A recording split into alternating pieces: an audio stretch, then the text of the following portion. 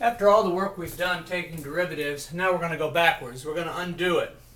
And so we need a few basic rules, and I think many of you know these, but I'm going to go through them anyway. Of course, the antiderivative of a constant is k times x with respect to x. The antiderivative of a constant with respect to x is k times x plus any other number you want to add over here. The reason is, if I take the derivative of this, this will go to 0, and this will go to k, and I'll end up back where I started at k. And that's sort of the test to see that you actually have an antiderivative. Okay, the antiderivative of x to the n is n plus 1 over n plus 1 plus any constant you want to add. Obviously, there's not a unique antiderivative for any of these functions. And if I took the derivative of this, I would end right up back here. The other rule we have, which is very useful, is that the antiderivative of k times a function, just like the derivatives, you can factor the k out and work with just the function. Okay?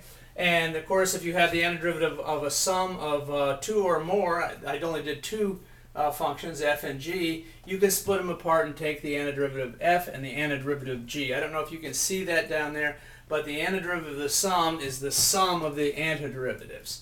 Okay, and you should maybe stop the video and write those down. I don't know if you can get that. Yeah, you can see the bottom pretty well. And we're going to do a couple quick examples. Okay, using just these rules now, we can take the antiderivative of a polynomial. And that's what we're going to do. So I'm going to take the antiderivative of 14x to the third power minus 5 times x squared plus 3x minus 2. Okay? Now the way I'm going to do this is I'm going to think, well, I'm going to take the antiderivative of this and minus the antiderivative of this plus the antiderivative of this minus the antiderivative of 2. This is going to be minus 2x, right? And I don't have to worry about the 14. It's off to the side. So I can just take them individually. I can say this is 14x to the third power, oops, sorry, fourth power. You raise it 1, don't you? Over 4 minus 5 times x to the third power over 3. Notice all I'm doing is raising the power. This constant is just off to the side and it comes back in. Plus 3x squared over 2. And then, of course, the antiderivative of a constant is 2x plus any number I want to add on to that. Now, I can reduce this a little bit. I could call this 7 over 2x to the fourth minus 5x to the... Oh, that's 3, isn't it? Not 13. That's an extra little weird mark there. Over 3 plus 3x squared over 2 minus 2x plus c. And there we have that's probably the most simple answer that you can have. Okay, now if you took the derivative of this, you would end up back with this polynomial, and you can test that out. Now I'm going to do one more using powers of x, but they'll be a little bit hidden.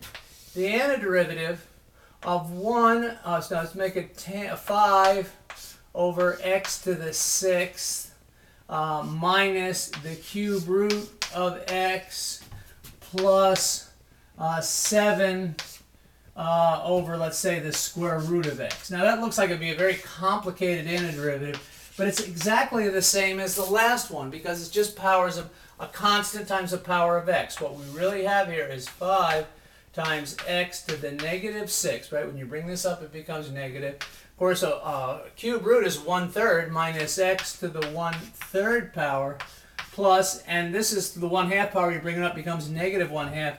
7 times x to the negative 1/2. Let's put in parentheses, and then we'll put dx. Now the same thing happens. I'm just going to keep the 5 there. I'm going to raise this 1. I'm going to add 1 to it. This will be negative 5, and I'll put the negative 5 on the bottom.